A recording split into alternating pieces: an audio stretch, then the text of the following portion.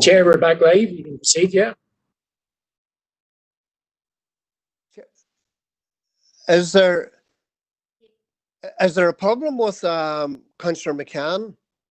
I'm just reading Yes. here. I think he's here now, Chair. I can see him on the screen there. And Chair, David, perhaps can you hear me? We can hear you, Eamon.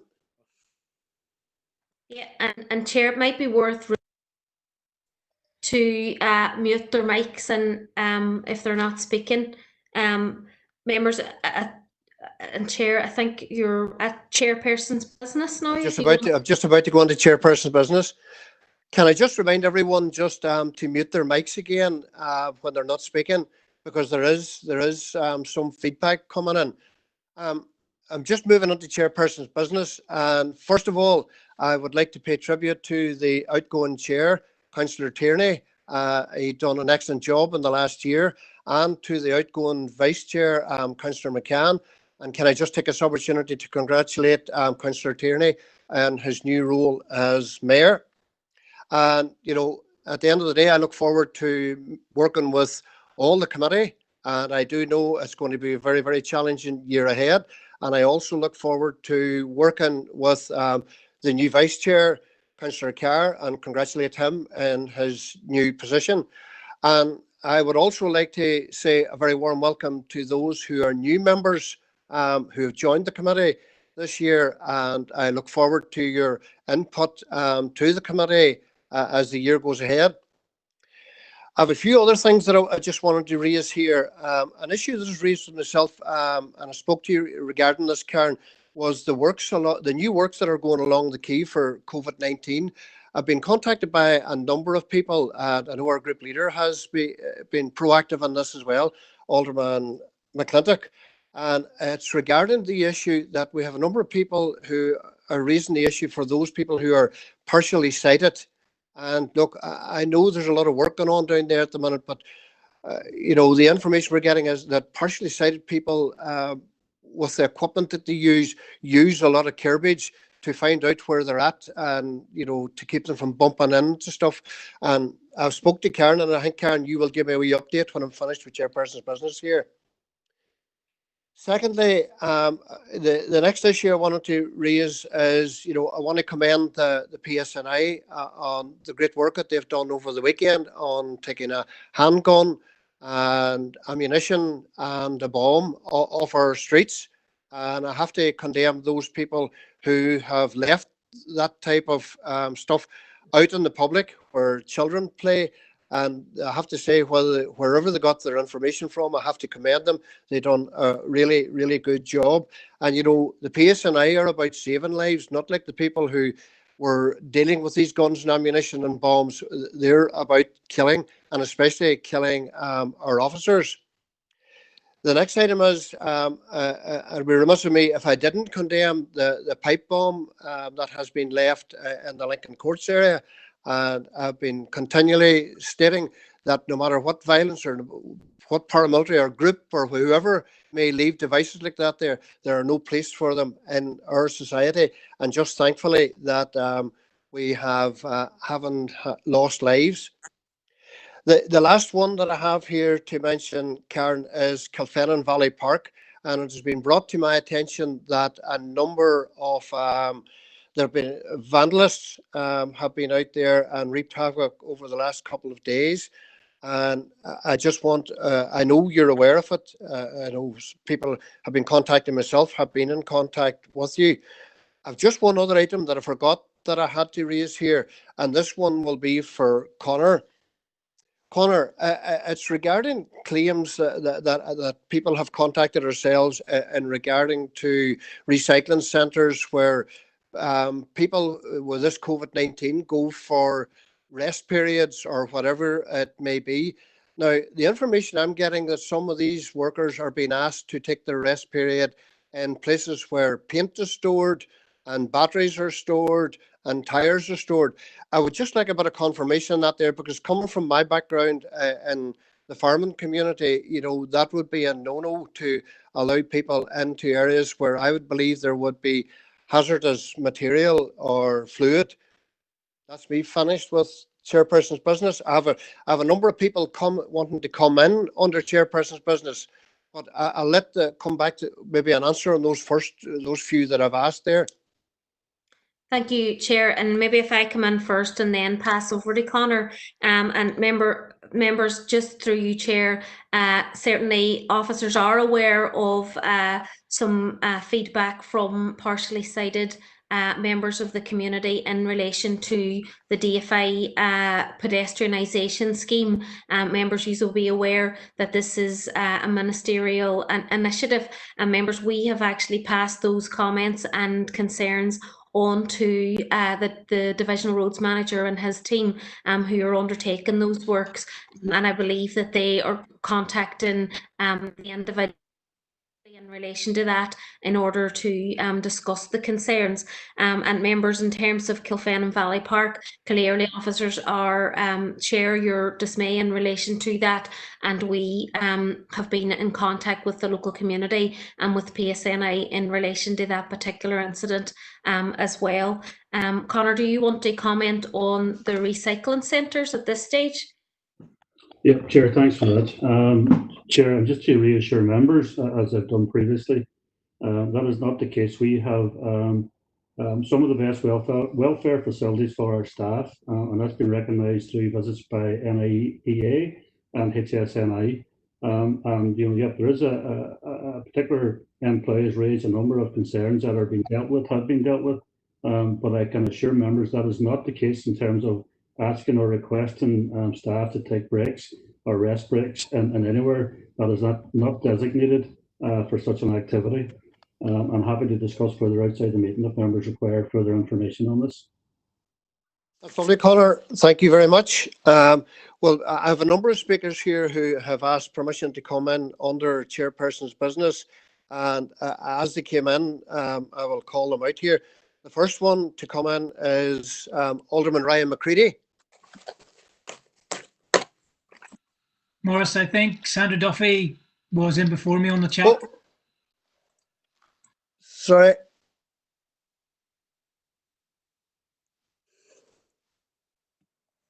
Yep. Where do we see? Philip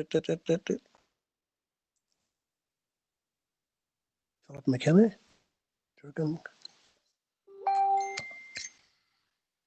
I'm here, Chair.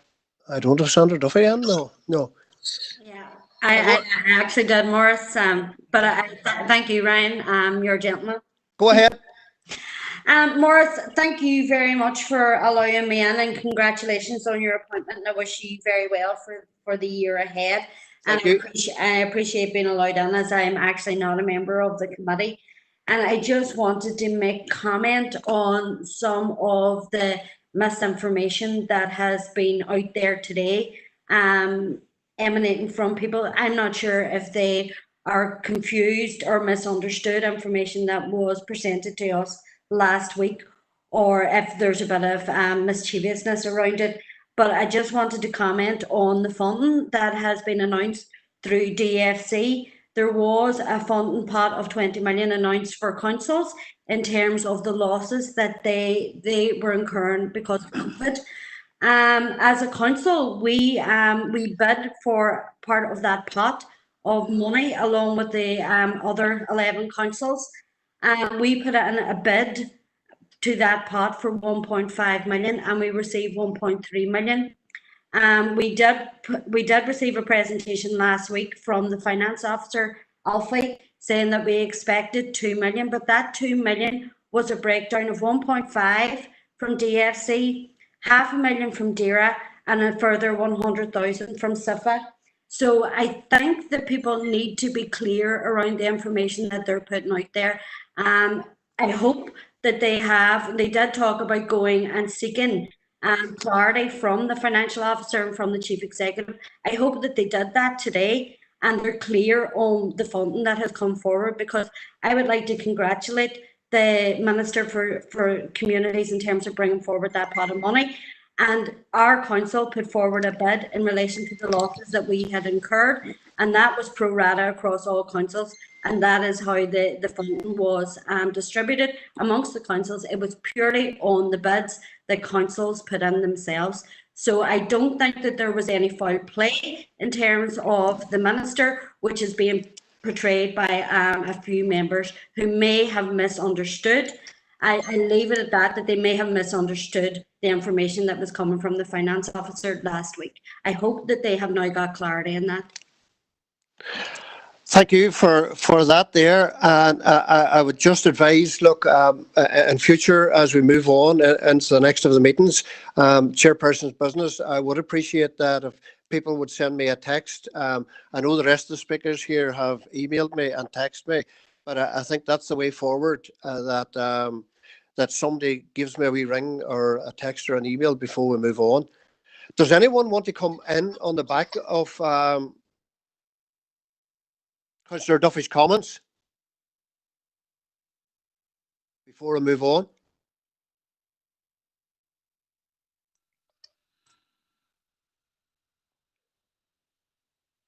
So I'll move on with.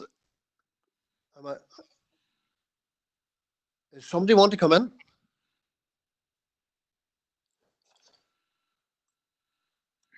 Yes, Morris, I think I'm next in line if I'm ready to go. Yep, go ahead. Thanks, Mr. Chairman. Well, firstly, congratulations on your appointment of chair of this committee. And indeed, my congratulations extends to your deputy chair, Sean Palmer. So I hope you have a good year ahead of you. So thanks for allowing me in the chairperson's business. I want to bring an important matter to the attention of all committee members, and the matter pertains to Derry City and Strabane District's waste and recycling services. Given the urgency and the immediate financial implications, by and large, the council is facing, but specifically associated with this matter, I believe it would be prudent to convene a special ENR committee or a meeting at the earliest opportunity, as I don't believe there's insufficient time for members to diligently discuss during this sitting.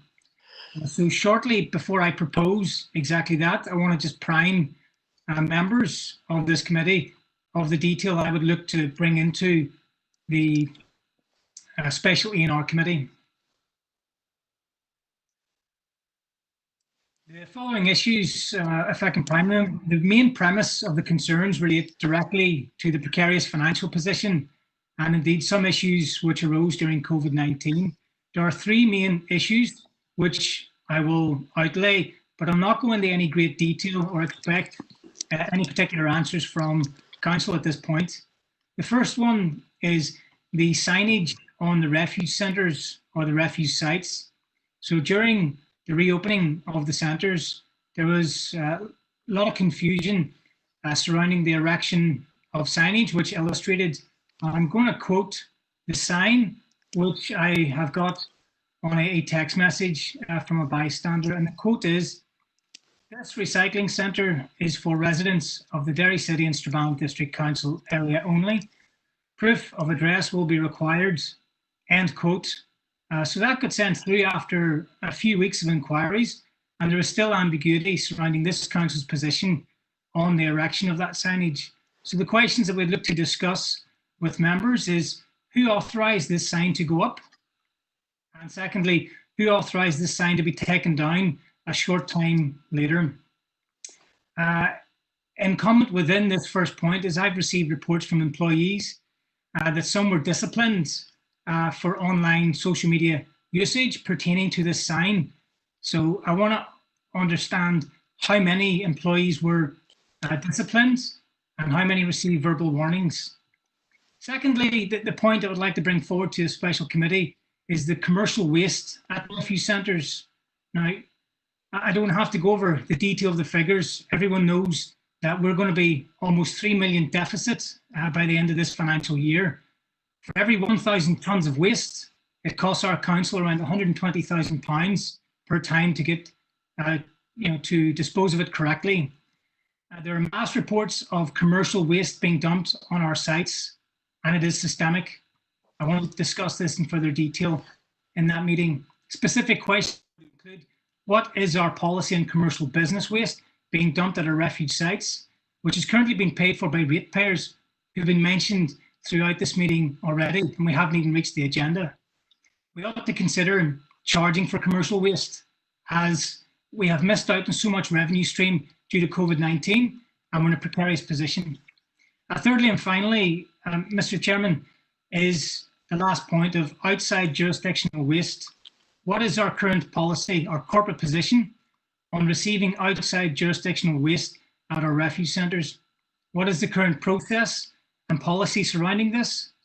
We ought to consider charging those who avail of our services, which our ratepayers pay for, if they wish to use our services. So what I propose to members is to discuss this in further detail and to convene a special E&R committee at the earliest opportunity. So I'd like a seconder for that, please. Thank you, Alderman McCready, for that. Do you have a seconder? Second that. I have second that, yes. Councillor Ramsey. You have a second on that? Does anyone want to speak to that proposal?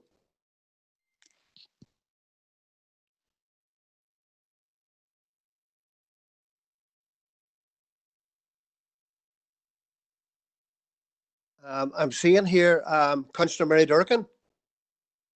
Do you want to come in on this proposal, or is it another issue?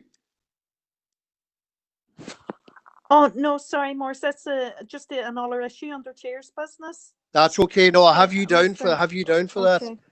Okay. Councillor Chair, McKinney. Councillor McKinney. Councillor Philip McKinney. Yeah, thank you, Chair, and congratulations on your. Thank you. I just want to come in on a couple of things there that perhaps Connor might help with as well. You know, we have commercial waste coming in there. I want to know who actually monitors the commercial waste coming in. It's a health and safety issue as well. You know, the guys there with building materials, etc., coming in, and you've got lead paint, asbestos, toxic waste. Who actually looks at that? Because that is taking sites to the land. It's just polluting. It's polluting the earth we live in. Another point. Well, I agree definitely with that on the committee, and my apologies that I'm not always been on it. But the point that Alderman McCready's brought up about charging people for commercial waste, I'm in full agreement with that. We need to start recouping money back to help our council, you know, to get over this terrible pandemic, the money that we've lost.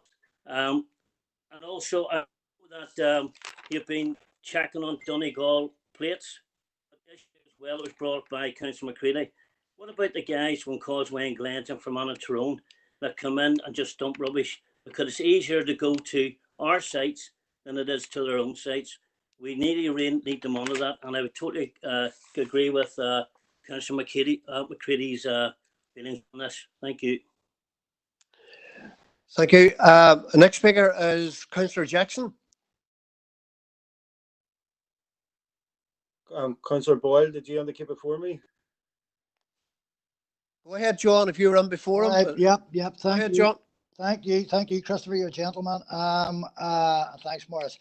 I don't think any of us should be afraid of looking at things in greater detail in relation to the proposal that's been put forward by Alderman McCready. In fact, Chair, I rather thought this might have been debated in an agenda item coming up anyway. And so I look forward to investigating it, perhaps even in more detail. I would concur with it. In a very lengthy meeting, it might be that we wouldn't give this the attention that it deserves. So, speaking on behalf of the SDLP, certainly we're quite content to have a special discussion, a special meeting to look into the various issues in relation to this. I don't think it's worth going into it now and debating it. Otherwise, what's the point in having a meeting? Ryan's outlined a number of concerns and issues, and there are others, no doubt, that others will have. So we certainly support that. There's nothing to be afraid of there. Thank you, Councillor Boyle. Councillor Jackson. Thank you, Chair, and I just want to wish you well for the year ahead. In relation to whenever Alderman McCready made the proposal, part of me was querying why the proposal was coming forward. We have had the discussion, particularly we had a discussion around a particular sign, and I know Connor in the past had gave us an explanation for that, for the reason why that sign had went up. If there's a need for further discussion on that, then I suppose that if others feel that another meeting is necessary, then we wouldn't be in opposition to that as such. In relation to and Councillor Boyle, vehicles from out our council area coming and visiting the recycling centres. There is a paper on that in this meeting, so I'm just not I'm not entirely sure why it would require a special meeting, and there's and just I suppose it's a query more than anything. If there's an agreement to have a special meeting, does that particular item be pulled from today's meeting? There doesn't nearly to put into decision, because one of the things that we really need to take into consideration is the cost of fly tipping. And if we're going to put barriers to accessing recycling centres to people, regardless of where they're from, who's going to pick up the cost for cleaning up fly tipping and the damage that does, particularly to our rural areas? In relation to commercial waste, I'm under the impression that commercial waste people do pay to dispose of commercial waste in our land and our recycling centres, and I have full trust, or we have full trust in our council staff to dispose of that waste appropriately, and where it doesn't have a negative impact on our environment. But if the consensus is that a special meeting is required, then we've no opposition to it, but we had hoped that those issues would have been discussed at today's meeting. Thank you, Councillor Jackson. I will say that I have to agree with the proposer on this. I do believe there are so many issues going on at the minute and around the recycling centres, and I do believe it merits a full meeting just to discuss it, because I think we wouldn't give it we wouldn't get enough time today to deal with it, because we'd be here to probably 7 or 8 o'clock if we moved into it. And I do appreciate your concerns, but I also think that I will say again that I do believe that a full meeting to discuss this, because there are a number of issues around this that I think needs a good discussion to sort out some of the issues that Alderman McCready has raised. Now, I'm getting a feeling that the proposer and seconder, that it is unanimous. I'm not getting any dissenters. Chair, sorry. Go ahead. I know I asked to speak in chairperson's business, and there was reference to the issues with the misuse of blue bins and also fly tipping as well. We have had major issues, with blue bin waste in some parts of Waterside, but I'm happy to leave that now and just not prolong this meeting over to the special meeting. And some of the reason why all this is coming up to us simply because we haven't met in a long time, and there's just so much to discuss on our waste issues that that's why I seconded this proposal, and I hope it goes through. Thank you. Yep. So, Alderman McCready, are you happy enough that we move on with this, or do you want clarification again on the signage? Chair, if I can just come in, maybe just to say that we're more than happy to organise a special meeting of the committee in order to discuss waste issues in particular. But members, I do have to advise that we will have to take advice from our HR department in terms of any ongoing disciplinary issues with staff, because clearly there may well be confidentiality issues in relation to that. So just to make members clear that we're more than happy to facilitate that meeting and indeed bring papers forward on any of the issues that members have raised today, so members can discuss this issue. And again, clearly we will take direction from members in terms of council policy on all of these issues. But clearly, obviously, we will have to take advice from HR in terms of confidential disciplinary issues. So thank you, Chair. Thank you for coming in there, and I appreciate that coming in. And I think we would all be made aware of that if there is staff employment issues, that those are issues that probably can't be talked about in the public, and we understand that. But are we happy enough to move on now that a special 8-hour meeting will be set up to discuss waste within the recycling centres? Could I come in there? Would that be okay, Councillor Stephen Edwards? Yeah, come ahead. I initially had going to come in under chairperson business, but it's related to this topic. And I do welcome you to the role, Chair. Thank you. And I'm, as the newest councillor here, my apologies, I don't have your number yet, but I'm going to save it after this meeting. Yep. Chair, I want to raise issues related, obviously can be discussed in this meeting, but the wider Castledale area has a lack of facilities for recycling centres, and I know that some temporary measures have been put in place, but I've been up to the Kiln Recycling Centre, and you couldn't swing a cat in it. It's that small. I can't see how you could bring in social distancing measures in there. So I would like an update on what's happening with the wider Castledale area in terms of recycling centres. I do welcome the fact that there's temporary measures in Spalmouth, but I don't think that they're sufficient given the catchment area that it has in the High Iron and Cleater, and people are having to travel long distances to get rid of their waste. So I would like to get an update on recycling centres in the Castledale area. That's okay. We have one more person to come in under chairperson's business, and that's Alderman Kerrigan. And we'll take answers then. Thank you, Chair. All right. Thank you, Chair. Go ahead, Alderman Kerrigan. Thank you for allowing me in, Chair, and wish you well in your term of office here as chairman of the committee. Thank you. Again, as in relation to the Kiln Recycling Centre, now there's ongoing issues in regard to that, and I was looking for an update, as Councillor Edwards has mentioned there, in regards to why the Kiln site remains closed.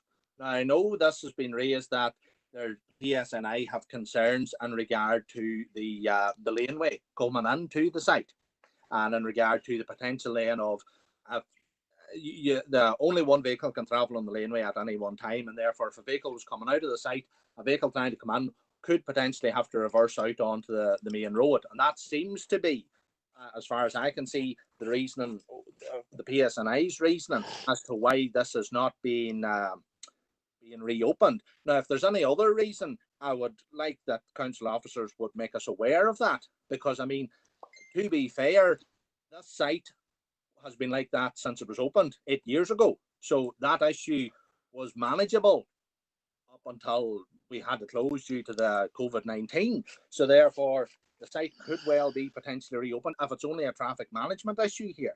Now, further to that, I do remark when we're looking around at other council facilities there, or other councils, Ards and North Down for a council do have an issue in relation to a site in Kirkhoven on the Ards Peninsula, and they have been able to implement a booking system on that site, and they're able to, you phone in and you book a slot, and they have slots every 10 minutes. You come in and you dispose of your waste, and that is in relation to issues of they have difficulties there coming off a main road into the site, and therefore that's one of the issues they have brought in, and that's just contacting the mobile number and you're turned away if you're outside your spot. So that's a potential there if that's the only reason.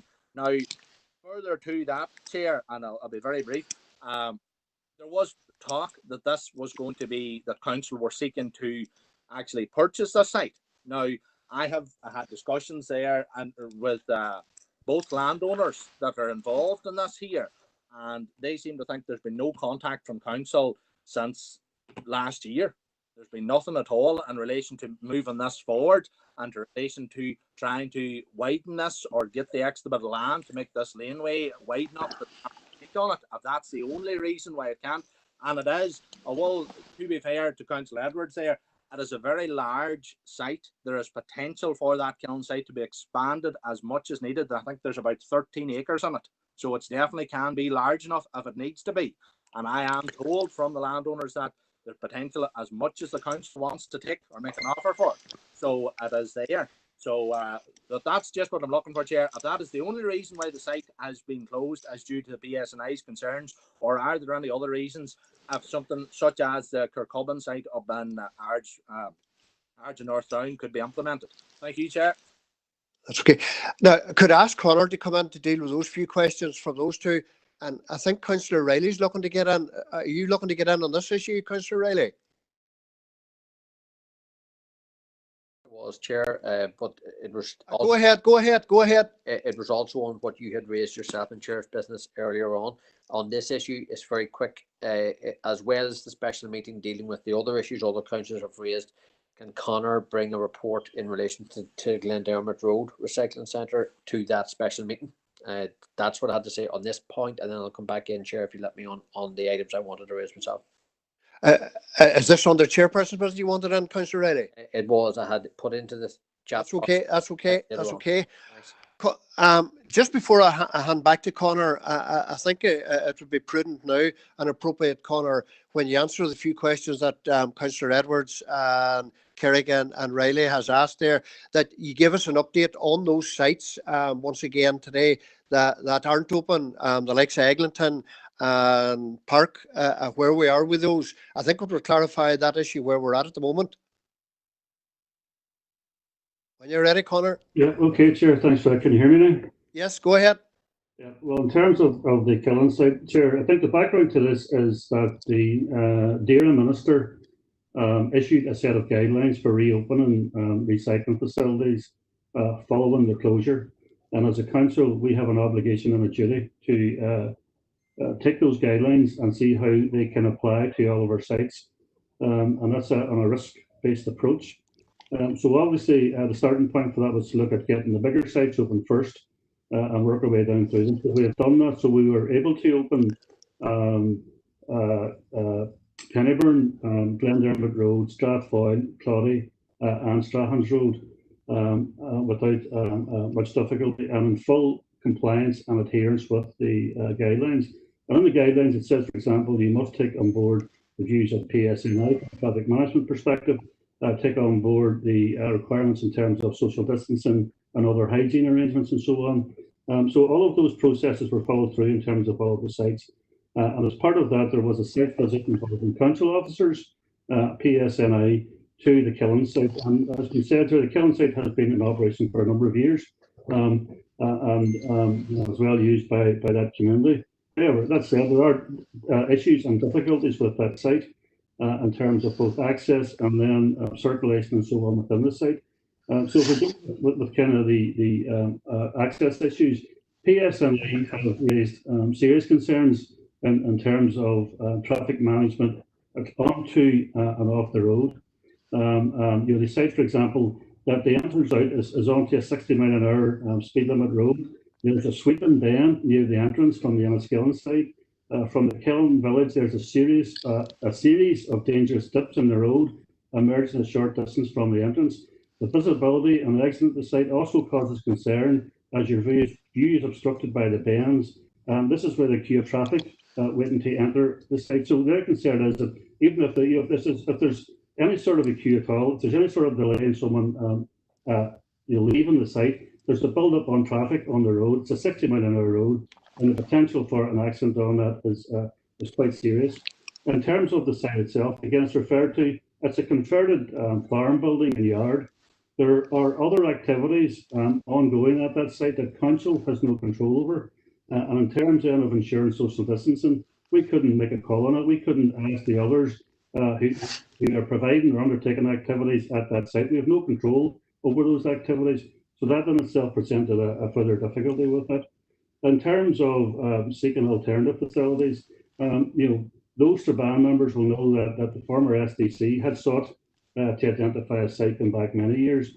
And in terms of this council, we had put that challenge up and moved on from 2014-15 on. We had identified a couple of potential locations. One was subsequently withdrawn for sale. A second one, there was a large community opposition to development of a recycling centre in the locality. And we've ended up talking to the owners, and there's two landowners in terms of the existing killing site.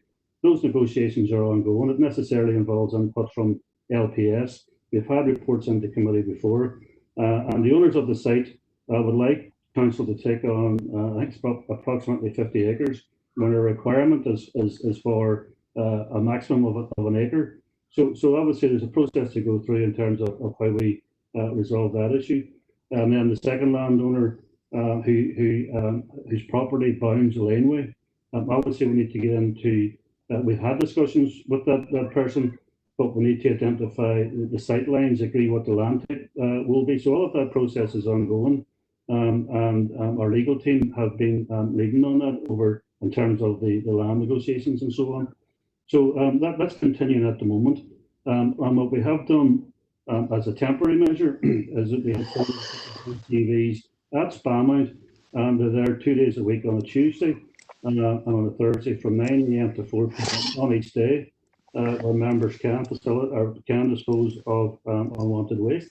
And members will also know that we operate a free bulky waste collection service. So for those who can't travel, we can by appointment come to your door and collect unwanted bulky items of waste. So all of those processes are implemented.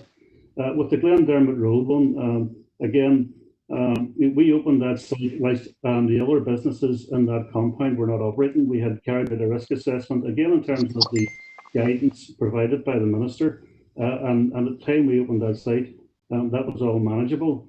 What happened subsequently was that further businesses opened on that site because of the requirement to ensure social distancing, because of the requirements to manage traffic on that site. It became impossible to put an adequate traffic management plan in place at that point in time. We are in the process now of reviewing that and looking at a booking system and appointment system. Once we have that worked up in terms of the internal teams, it will go then to the HSE, who ultimately will decide whether that plan, the traffic management plan, is sufficient to allow us to open that site again.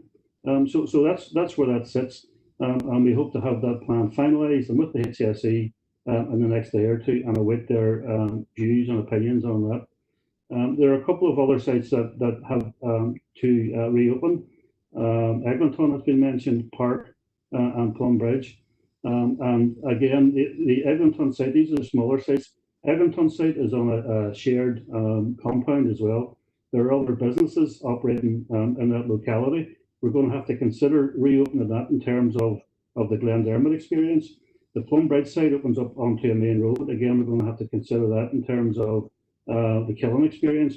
And Claudy, again, it's a rural site. There's one way in and one way out. So the team will be looking at those sites over the next day or two, taking on board, learning from Killen, learning from Glendermot, and seeing how and if and when we can reopen them. So that really is our position today in terms of the operation of the sites.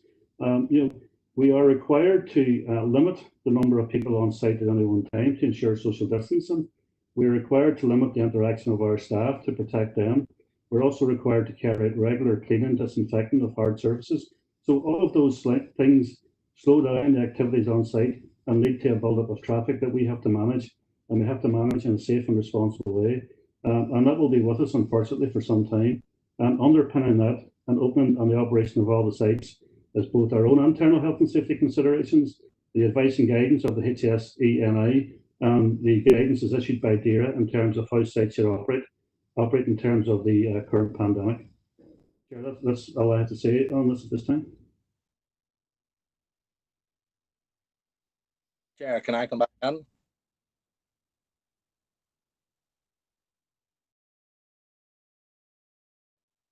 Microphone.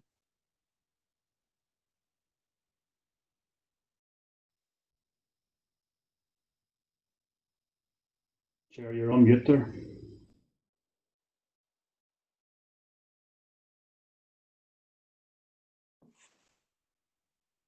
Sorry, Conor, for coming back and again, but I know when we spoke last week, there were, because of the issues pertaining to the Glendermot site, and you've mentioned to me that you were looking at a booking system for that there, but you also stated because of the upheaval in Glendermot, you didn't get out, the PSNI and yourselves and HEA didn't get out to visit some of the rest of the sites.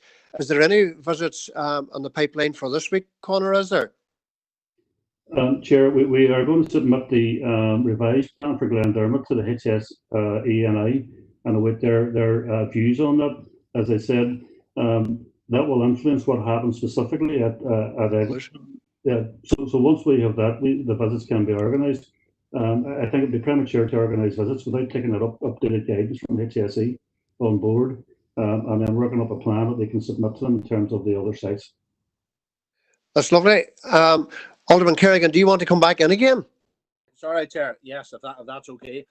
Yep. I understand where Connor's coming from, and there is DAERA guidelines there.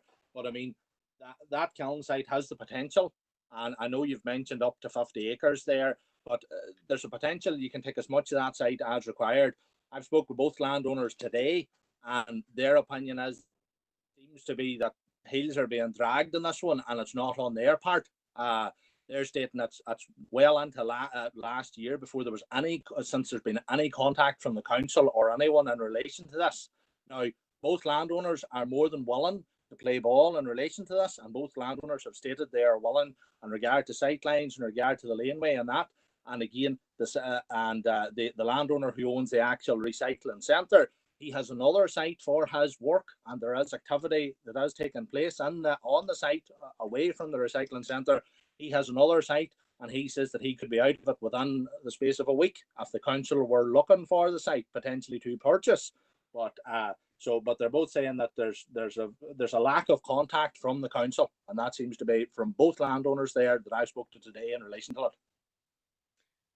Chair, could I just come in on that and advise members that we'll follow that up with our legal services department, because clearly they do undertake land negotiations on behalf of council, so we'll be able to give members a further update at the special committee if that would be helpful, members. Thank you, Karen, for that there. I have two other speakers that are looking to come in on their chairperson's business, and I have Councillor Durkin and I have Councillor Riley. So I'll take Councillor Durkin first. Mary. Thank you, Morrison. I didn't wish you well earlier. I was focused on trying to get my mic to work, and thank the members for their patience too. Still struggling weeks later. Before I raise my own point, just on the special meeting, because this is something I was going to raise later on the agenda, can the source separation and zero waste implementation be added to the agenda for that day? The zero waste implementation for... And in terms of what I was going to raise, and I'll keep this as brief as possible, Chair, obviously there's been a great focus coming from the executive in partnership with our council and the Minister for Infrastructure about active travel. And there's also been the recent legislation on the electric bikes. So really, this is an issue that's coming up in the Sustainability NI all-party group, which I represent the council on, and I attend with Leo Strawbridge, the officer, who's very on top of the detail here. But basically just want to write to both the Minister for Infrastructure and DAERA, because this is cross-sectoral, and just ask them to address the provision for EV charging stations, and to give an indication of legislation that's been brought forward. There's already been an identified need here anyway. There's a lack of provision here in the city and district. Now with changes and promotion to change travel, there's all the more need for this. And recently there has been developments in England where councils have been working in partnership on foot of new legislation, and there's been a different scheme set up for off-street residential parking. So just to be clear, just a letter to those departments welcoming the recent active travel, chance for change kind of focus, and the partnership approach you're taking with councils, and asking could they indicate what steps are being taken in terms of addressing provision for EV charging. Thank you. Do you have a seconder for that proposal, Councillor Durkin? Right to thank Councillor Boyle. Yeah, I second that. I was waving at you there, Morris. You didn't see. Yep. But maybe I've tried to keep an eye on who's looking to come in to speak here, so that's a wee bit difficult times. So we have a proposer and seconder here. Is there anyone opposed to that proposal? That we write to the two departments in regarding to the EV charging stations?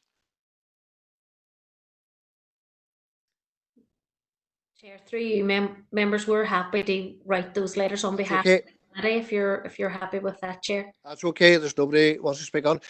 Next speaker is Councillor Martin Riley. Yeah, thanks, Chair, and just to add good wishes to you and to the Vice Chair, Councillor Carr, on the year ahead. Thank you. 2 points, Chair, that has come up in Chair's business. First of all, in relation to Councillor Duffy and her comments, these figures that are out in the public domain now about the allocations that each council has received has created a concern across this council area and indeed other council areas about the level of allocations, how those allocations were reached and decided upon. But if you look at the paper that has been produced by your own council officers since that paper has been put into the public domain, our council have been seeking £2 million from that pot of money. We just got just below 1.3 million. So there is a shortfall. I as a councillor will shout as loud as I can for the ratepayers of this district to get every single penny that we can from central government. And if the rate support grant, which was already an issue prior to COVID-19, is anything to go by, we have to shout, each and every one of us, as loud as we can to get the Department for Communities to listen to us. We had meetings planned for the Department for Communities that were never taken up. So I make no apology for shouting loudly at any government department if we feel that we're being shortchanged. Chair, second item, and the one that I wanted to come in on initially under Chair's business, and thanks for your indulgence to allow me to do so. I'm not a member of this committee, but it is something that you touched on yourself about the concern that people are having with the rollout of the scheme of pedestrianisation across the city and district. Part of the issue, and this isn't part of that scheme that the department is doing in conjunction with the council on the BT48 side of the river, but on the BT47 side of the river, and Karen will be aware of this already because I've emailed her about it previously, is a scheme that's on the way to widen the footpath at the bottom of Bonds Hill. That issue is creating a problem for a number of businesses that are in that location who've been in touch with myself. They have concerns that this work was undertaken without any adequate consultation with the businesses along that route that are affected now by what will ultimately be a traffic hazard by vehicles who are coming in there. So I appreciate that Karen has tried to make representations and asked that the Department for Roads get in touch with myself. That hasn't happened, unfortunately, and I do think that the local road service do need to listen to the businesses and listen to elected representatives for that area. So could I impress upon the officers via yourself, Chair, to redouble their efforts to get in touch with the Department for Roads and ensure that the businesses there can have their voices heard on what's happening outside the front of their street, because they're not opposed to the pedestrianisation of that area and welcome the connectivity into the transport hub, but then they need to have their voices heard and be afforded an opportunity to have their say. Thank you, Chair, and thanks for your indulgence, and good luck in the year ahead. Thank you, Councillor Riley, for that. On the first issue, it is concerning because we all believed that we had a bid in for 2 million, and yes, when it went out in the papers that we only got 1.3 million, there was a feeling from the public out there that I've spoken to, even to myself, feel that they have been shortchanged. See the second one in regarding to Bonds Hill consultation. I think, Karen, we can take that up and move that on and see where it is. Yeah, through you, Chair, members, we did make contact with DFI in relation to this issue, and DFI came back to us to say that they were aware of that and they would make contact with Councillor Riley. So certainly, obviously, that has not happened. We will follow up with DFI and certainly DFC, because I think there's a partnership between DFI and DFC in terms of that particular scheme. But certainly, members, we will ask them to make sure that this is followed up at the earliest opportunity. And can I just add, on the back of Councillor Riley's concern, I'm disappointed that there hasn't been consultation out, especially with businesses. We all know the difficulty businesses have, but Karen, we look forward to the information coming back to us again. That's all in Chairperson's business. It has been fairly lengthy, and I suppose the reason being we haven't had a meeting since March, and there were a number of issues that people thought, and I believe that they were the right issues to raise here, so I've allowed them to go forward. So we'll move on now to item 5 on the agenda. It's the open minutes of the Environment Regeneration meeting held on the 11th of March 2020 at 4 p.m. And I'll take them for accuracy first. Any issues to be raised under accuracy?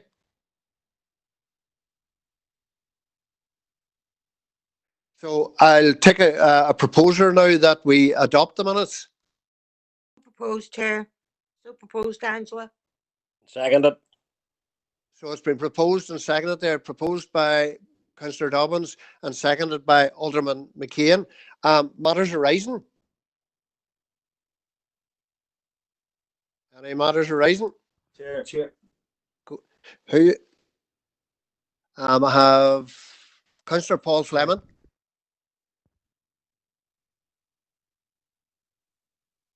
Councillor Fleming? Morris? Yes? Morris, first and foremost, Morris, to congratulate yourself and Councillor Sean Carr on your positions for the year ahead. Thank you.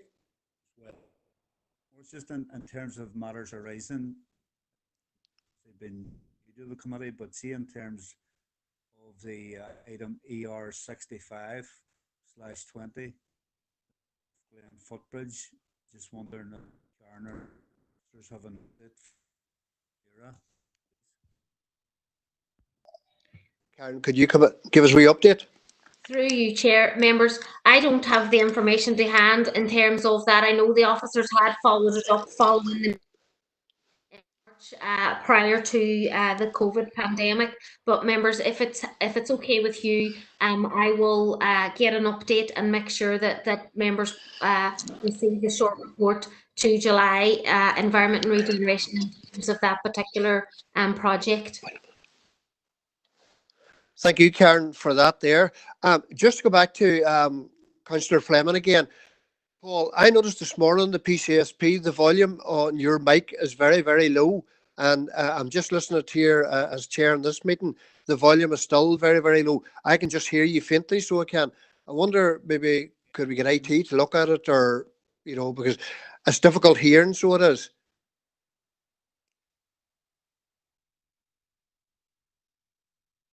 So we'll move on now to item 6, the climate change emergency pledge. Chair. And I think this one has been taken by Karen Phillips. Chair. Sorry, who's that? Councillor Jackson. Yes. Chair, under matters arising. Yep, go ahead. It's page 2, ER 59/20, correspondence received from the Minister of Infrastructure. I know we received correspondence from the Minister stating that repair works to the Peace Bridge would take place in the coming weeks. I'm conscious in the last few days I haven't had the opportunity to cross the Peace Bridge, but I know in the last few weeks I had reason to pass, and the repairs still haven't been carried out. I'm just wondering, can we follow that up with the Minister again? I'm conscious that that she may have been preoccupied with COVID and our initiatives. But I suppose the issue of the repairs to the Peace Bridge, we shouldn't let it slip off the agenda. We've let that particular issue be delayed for far too long. Thank you, Chair. Thank you for that. And I think through Karen, we will follow up on that and send another letter off to the Minister raising the issue.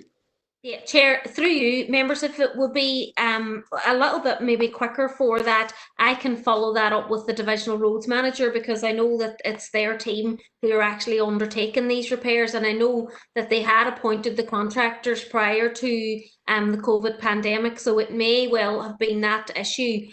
So members, if you're happy, I can follow it up operationally with the Divisional Roads Manager, and if there is any issue or there's some delay, then members, we can follow it up with a letter to the Minister if you're happy with that.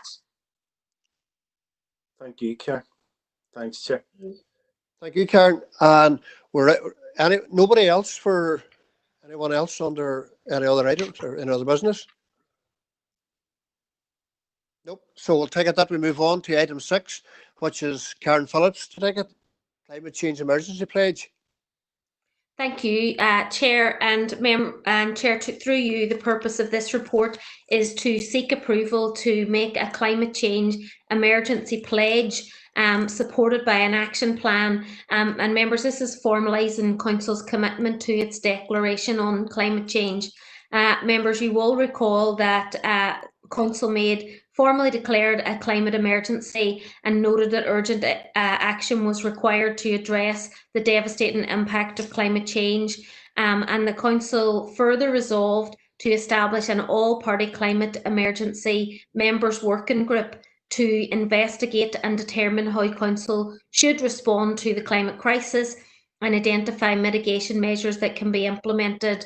And members, the Council formalised the response to the climate change and highlighted its ongoing commitment to reducing its impact through adaptation and mitigation measures. And members, as you will be aware, through our climate project, Council is producing a climate adaptation plan for our Council area. We're the first Council in Northern Ireland to do so, and that will come to members of Environment and Regeneration Committee in July. Council officers, as you're probably aware, are also working in partnership with counterparts in neighbouring councils to ensure adaptation action is taken by Council and that doesn't have any negative impacts on our neighbours. So members, the Climate Emergency Members Working Group was established last June, and it met on 3 occasions in June, December and March. And the Climate Emergency Members Working Group discussed and debated climate change issues globally, regionally and locally. And that was guided by our energy manager. And one of the outcomes of the all-party climate emergency working group was a climate emergency pledge to underpin Council's commitment to act locally to reduce the impact of climate change. And members, a copy of that pledge is included at Appendix 1 of your report today. And the Climate Change Emergency Pledge is supported by an action plan which details the actions which Council is already implementing or that we plan to implement in the immediate future, and the action plan is included at your report at Appendix 1. Members, in terms of implications, approval of this emergency pledge has no immediate financial implications for Council. However, members, in terms of implementations of projects identified through Council's climate change strategy resulting from the initiatives will be assessed from a financial and also a carbon impact perspective and would be brought to members separately for approval. So members, we are recommending today that the members of the committee approve the Climate Change Emergency Pledge and the action plan, and I'm happy to take any comments or questions that members may have. Thank you, Karen, for that.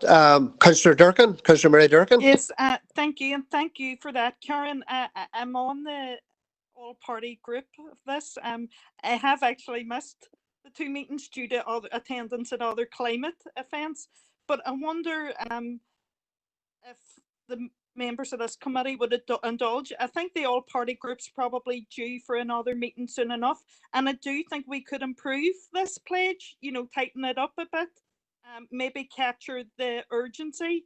So rather than me rehearse it now, I can email around the members and bring this back.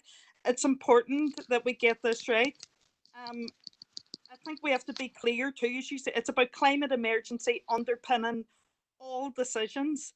The wording of the motion bringing in this in the first place was about drastic action at all levels, individual level, council level, government levels. It's how do we ensure that that's factored into every decision and every department at every level. And as I said earlier, there are going to be tough decisions ahead of us.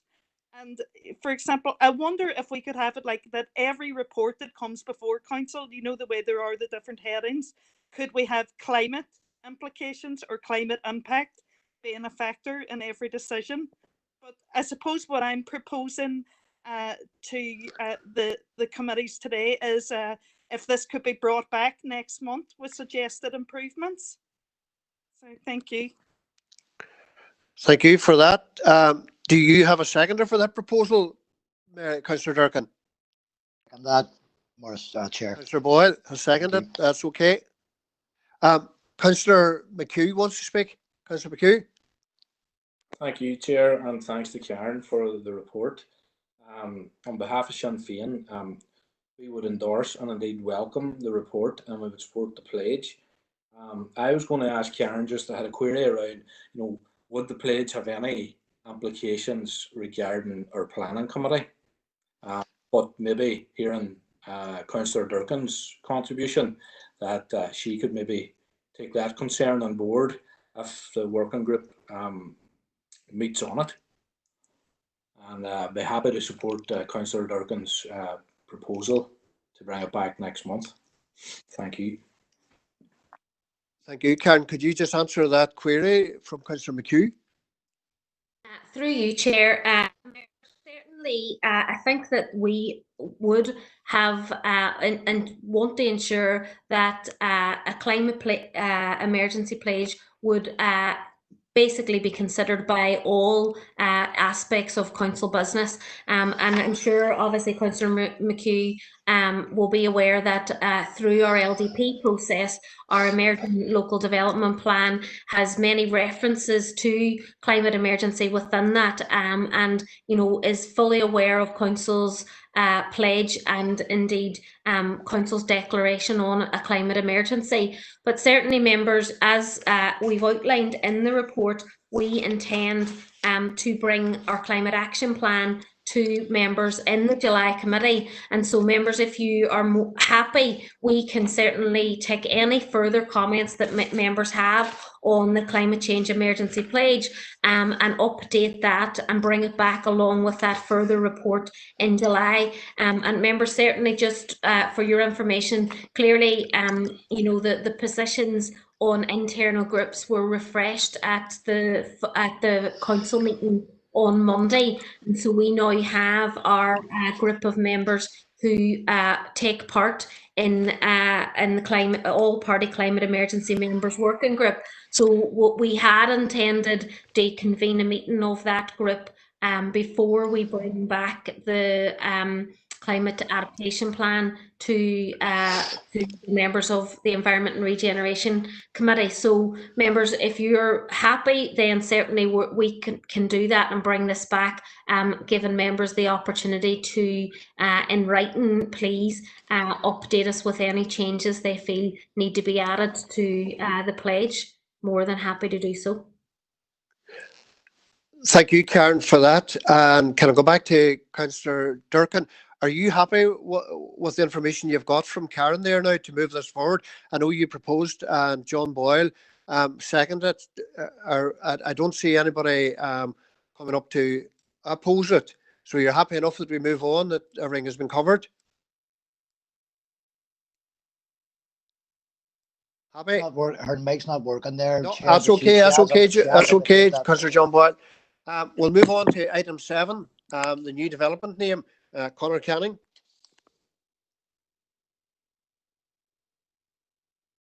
Sorry, Chair. Chair, sorry, it's Ansel here. I was looking to come in before you went on to the next item. Oh, sorry. Go ahead. Go ahead. Thank you. It's just with regard. I have just it's a small question. It was 2 small questions. The implications on planning, Karen. I know that with the new LDP that they are involved in many of our planning applications and things. I think it should be on quite more than many. I think it should be in all and put in with our policies within planning.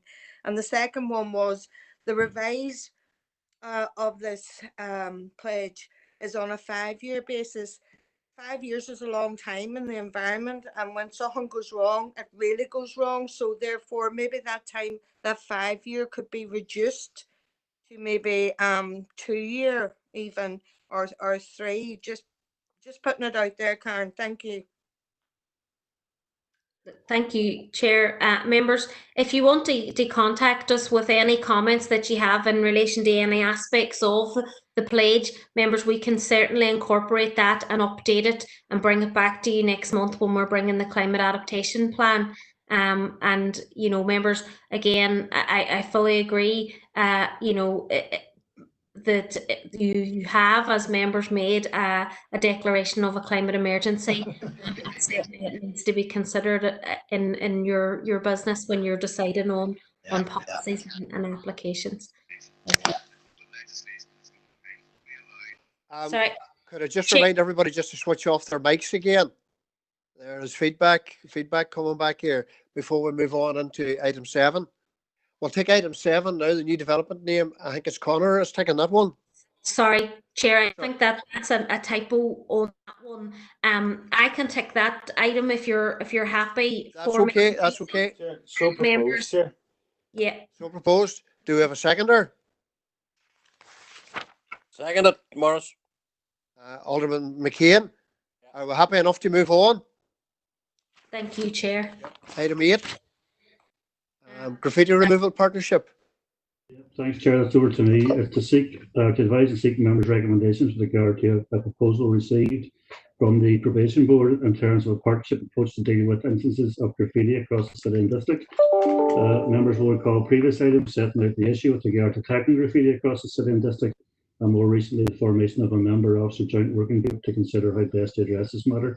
In consideration of the above, the officer team held a meeting with the probation board to discuss a potential partnership arrangement whereby the probation board would provide a vehicle manpower to assist with the removal of graffiti. In specific circumstances, with council provide materials in the form of paint, graffiti removal solutions, etc., and secure overnight parking for their vehicle.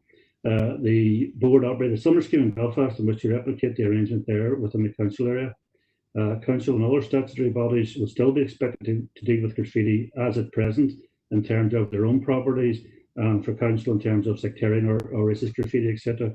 With the probation board scheme dealing with unsightly or romantic graffiti at all locations, that's probably what they call the tagging and that type of graffiti. Following on from the meeting, the probation board have now formally written to council setting out potential partnership arrangements, and that's attached as Appendix 1. Should members support the initiative, the probation board will seek funding in terms of the vehicle and equipment with their staff supervising those engaged in graffiti removal. Council will refer instances of graffiti to the team locally with the probation board actioning accordingly. There may be an opportunity to extend the activities within the partnership in terms of fly tipping removal, clearing waste from use lanes, etc., and these can be discussed and agreed at a further time. In terms of the financial equality and legal aspects, council will provide materials to the probation board so that the graffiti can either be removed or obliterated. We presently incur those costs in dealing with graffiti, and therefore the budget requirement will be minimal. We'll also be expected to provide some basic PPE to the project in terms of gloves, high-vis, etc. Again, that will be at a minimal cost. And the probation board will be solely responsible for dealing with their representatives engaged in the works, including the health and safety supervision.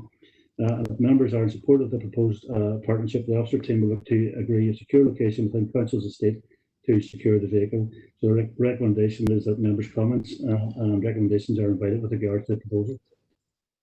Thank you, Connor, for that. First speaker in is Councillor McHugh. Thank you, Chair, and thanks to Connor again for the report. This is something our party would be largely in favour of. Indeed, I've had conversations with party colleagues in Belfast, and the rollout there has been pretty much successful. So I would be happy to propose the recommendation that we pursue this. Thank you, Chair. Thank you, Councillor McHugh. Alderman McCready. Yes, thanks, Chair. I would second the mover on this. No issues. I recall back to when this was brought up in its inception with Conor Canning, the team, Mary Durkin, and a few other ones that were in the committee. So I really do believe this is the way forward to streamline. You know, such a simple thing as graffiti has a huge knock-on effect to, you know, the perception in society. If it's okay to write graffiti, it's okay to throw litter, and it's okay to break windows, and it's okay to start conducting violence on people. So we need to set the city and district straight, zero tolerance on graffiti, and let's get on with it. Thanks very much, Conor, on your work on this. I appreciate it. No more speakers on it. So we have a proposer and seconder that we adopt the report. And can I just add my words of well done for this report coming forward as well. I do believe it is a great initiative to have a look and deal with very positive messages on graffiti. And I know over the years there have been very much antisocial graffiti and other types, sectarian graffiti over the place. But I have noticed in a number of places where there is, some very, very positive graffiti, where community groups and other groups outside that there have come together and done really, really good job and really enhanced the area, so it has. But we'll move on now to item 9, waiver of burial charges update report. I think it's Conor's taking this one as well. Yeah, thanks, Chair. The purpose of this report is to update members with regard to the waiver of burial fees and to seek comments and recommendations on these arrangements. Members will recall previous discussions and recommendations with regard to the waiving of burial fees at council cemeteries in consideration of the current pandemic and the restrictions placed on burials at this time arising from the health protection coronavirus restrictions regulations 2020. Members have endorsed the waiving of all burial fees in respect of all interments at council cemeteries from the 20th of March 2020 and for those interred within council burial grounds who had died from the virus in advance of that date. Members had also agreed to review the arrangements at the June series of meetings following an update report from officers. The measures adopted by Council only apply to council burial grounds with regard to the waiver of fees. Cemetery and finance staff were able to amend the March 2020 invoices, adjusting amounts invoiced to exclude those buried before the 20th of March, where COVID-19 had been recorded as a cause of death. Only one such burial had been recorded in this period. The fees waived for April and May across all council operated cemeteries amount to £18,138 and £14,790 respectively. Council had received a query from the Department for Communities with regard to the measure, and officers had replied with the details as requested by the Department. As detailed above, the waiver of fees for the April and May has resulted in a financial loss to Council of £32,928. This figure will increase by circa £15,000 per month, or at least the month of June, until such time as council approval is obtained for any cessation of the waiver.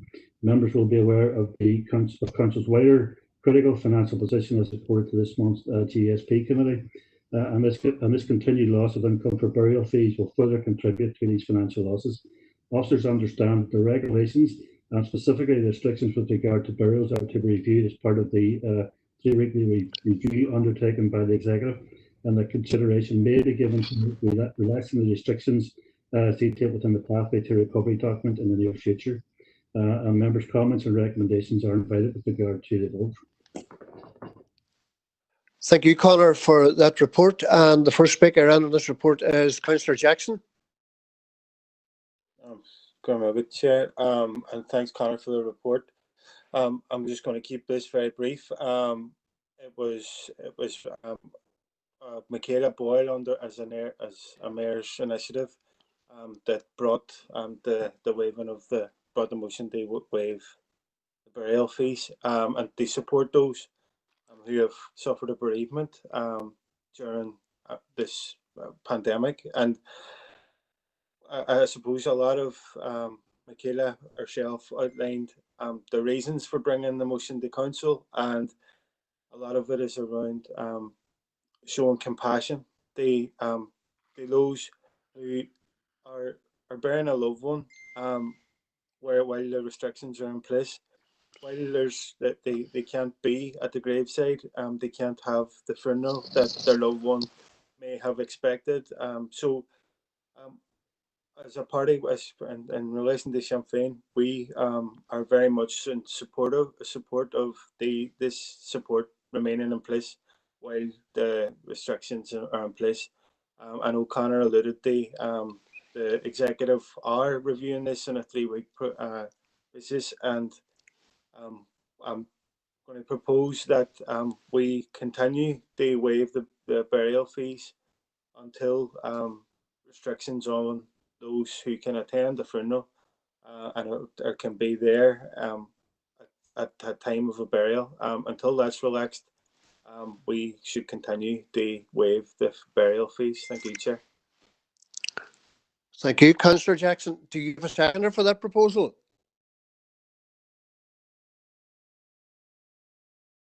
Councillor Jackson, do you have a seconder for that proposal? Chair, I second it. Councillor McHugh. Councillor McHugh. Thank you. The next speaker is Alderman McKeon. Thank you, Chair, for letting me in. More a comment than a proposal. And I suppose, Conor, for your report. I suppose in the light or the fact, and this is a very sensitive subject, and the motion has been passed by the Mayor, but in the light of our financial situation and the fact that there has been no COVID deaths in this past 3 days, and I think there's 6 patients in intensive care units across the hospital known in the Western Trust. No patients in intensive cares in either Enniskillen or Altnagalvin, to the best of my knowledge. I think we need to look at this closely and monitor it closely, because we are in a financial crisis, and if the numbers, and hopefully they will remain as low as they are, I would urge Council to review this very closely, because the financial situation is dire, and just to keep a very close eye on it, and if there was no more COVID deaths, well, then it needs to be reviewed. Thank you, Chair. Thank you, Alderman McKeon. Next speaker is our Vice Chair, Councillor Carr. Thanks, Morris, and good luck for the year. Thank you. Look forward to working with you. When the Mayor brought this in the last time, I actually voted against it. Being a good Democrat, I abide by the decision that the Council had taken to introduce this. So I'm more than happy to support Councillor Jackson and his proposal that it stays while these same conditions is still here today as they were when we took the decision, that we maintain this until such times as the executive reviews the attendance at funerals, and then we can take a decision again. Obviously, keep it under review, waiting on the executive to open up things. And so, as I say, I'm happy to support Councillor Jackson on this. Thank you, Mayor, Chair. Thank you, Councillor Carr. Anyone else wanting to speak on it? I will take the proposal now to the floor and let me know if I don't see any hands up or signs to speak. Councillor Jackson has proposed that we continue the payment, but keep it. I think I'm right. Keep it under review. And Councillor McHugh has seconded. If there's nobody to speak against it, I will take that as a decision taken.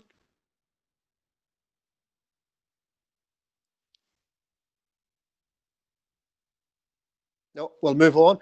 I have on my list here now items or matters for information, or items 10, 11, 12, 13, 14, 15 and 16 are for matters for information only. Now, if somebody would indicate to me if they want to come in on any specific item, I will allow that.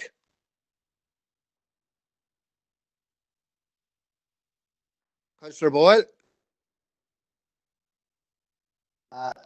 Sorry, Chair. My mod gov's gone down here.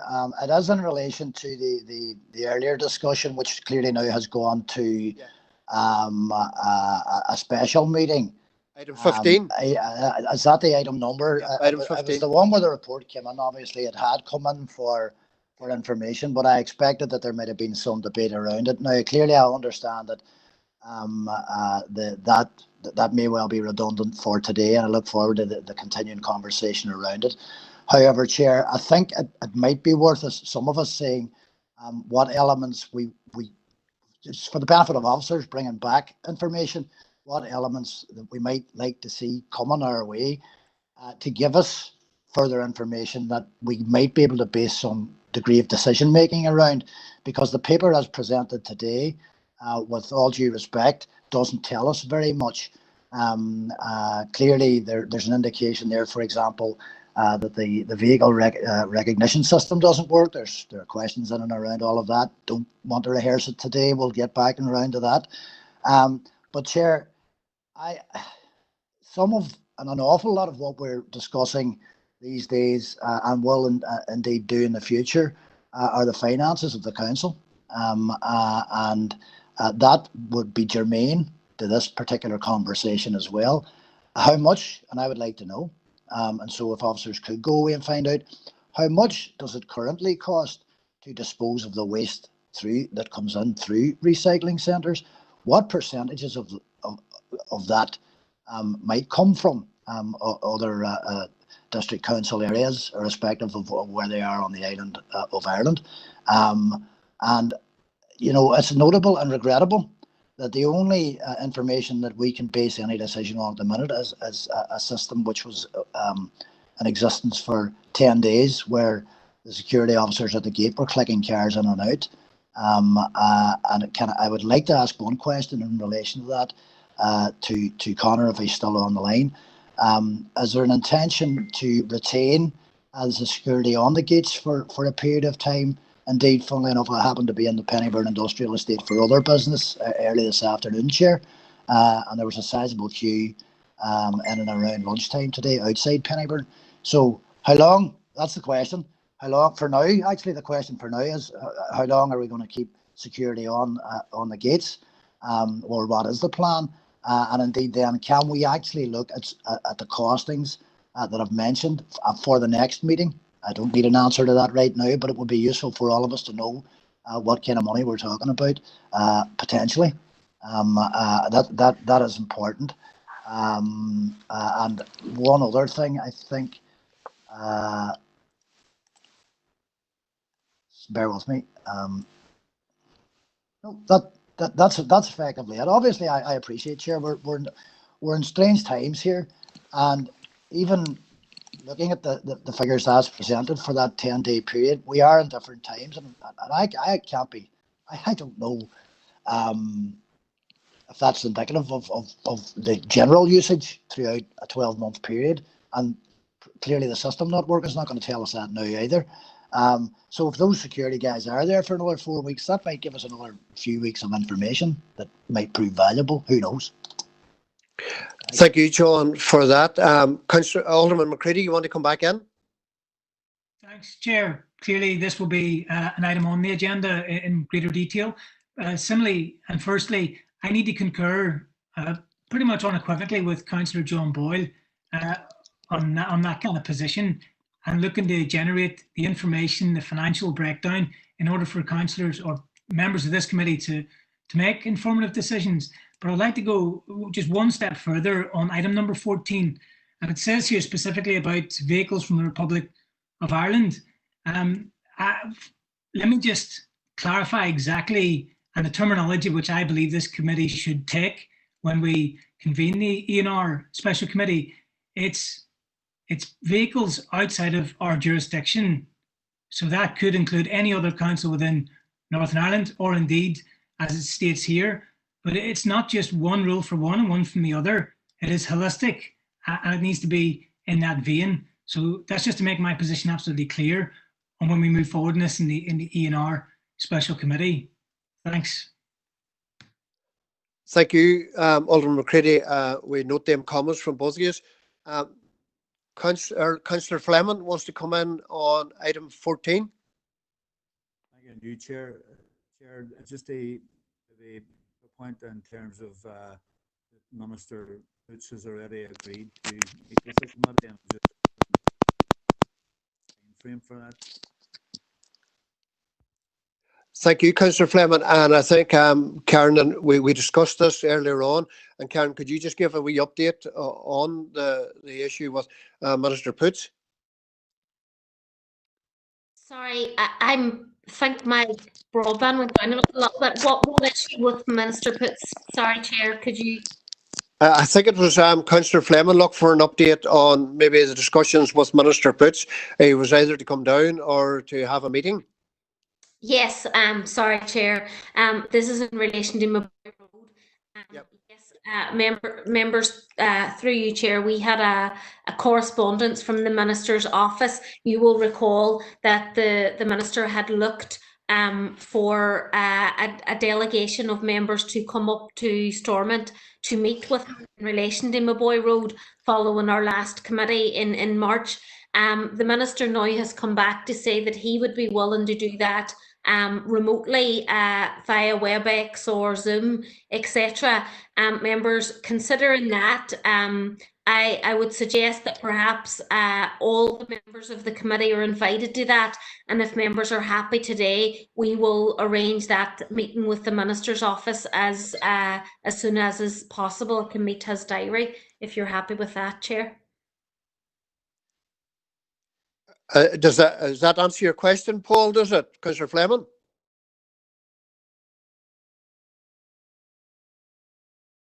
Yeah, I see. Thank you. So, nobody else under... Sorry, Chair, do you mind if I come back in again? It's John here again. Right. Go ahead, Councillor Boyle. Yeah, just in relation to the question of security outside the household recycling centres, forgive me if there was an answer there. I had to go run and answer the front door there. Have we any indication? I'm in the house on my own here, Chair. And have we any indication how long it might be that we're actually going to retain that security service at the household recycling centres? And if it's going to be for a while, then I would clearly like to see them continuing doing what they're doing in terms of recording the vehicles coming in and out. Sure, yeah, the answer to that is that they'll be there for as long as is needed at this point in time. As you can imagine, people are being asked to queue, and sometimes it can take up to 50 minutes for people to work their way through. Unfortunately, some people's temper's free. We have restrictions on vans at different times and so on. So the staff that we have engaged are recycling centre attendants, so they're to manage the site and the activities on the site. And whilst we provide some training in terms of dealing with difficult customers, I can call them, they're not trained to deal with people who are aggressive, nor should they expect them to. So in terms of, I'm not suggesting people are, by the way, but given the circumstances, given the times we're in, I think that we will have some security personnel for the foreseeable future until such times as things normalise, whatever that new normalisation will look like. I'll just come back in on that. Thank you for that response, Connor. I can't say I'm surprised to hear that we will probably need them for a little while longer. Given even just today, my experiences of driving past the place, there were considerable queues even at that time of the day. And can I just also, Connor, on behalf of all of us, I suppose, record our thanks to the staff in the recycling centres. It's a difficult job that they do at the best of times. And clearly, human nature being what it is, and everybody is only human, it's worth remembering. And tempers maybe sometimes do get frayed. There's no excuse for it. And I certainly wouldn't want to be excusing it, but again, it's a difficult thing to deal with people. So if it's felt by officers that presence is required, then I'm sure it's required for a very good reason, Chair.